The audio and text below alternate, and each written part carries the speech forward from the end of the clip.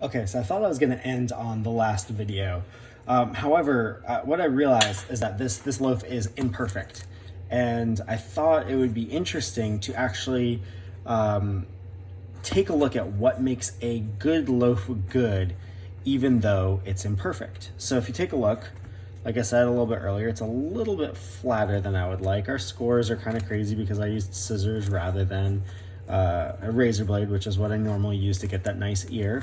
But if you take a look, all right, so you see this in here, that means that we had good oven spring, which means that there's still a little bit of life left in the dough. That means that everything expanded correctly, and the bubbles that are inside of the dough are actually filled with, most of the time we say it's air. It's actually not air, it's CO2 produced by the yeast and the bacteria inside, and that's actually one of the things that makes the loaf very flavorful and very aromatic when you cut into the loaf of bread. So if you look, one of the things that makes a really great loaf is nice color all around. So that final 20 minutes in the oven is what gives it its color. So having the loaf essentially cooked after the first 20 minutes covered allows the crust to gelatinize like this. And so see how it's nice and almost a little bit glossy here and beautifully burnished bronze.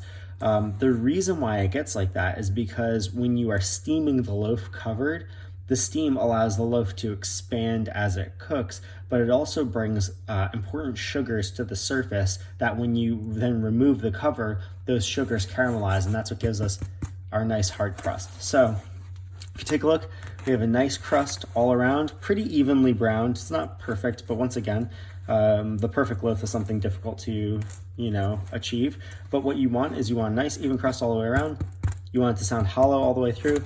You want it to sound nice and crispy. Let's cut into it.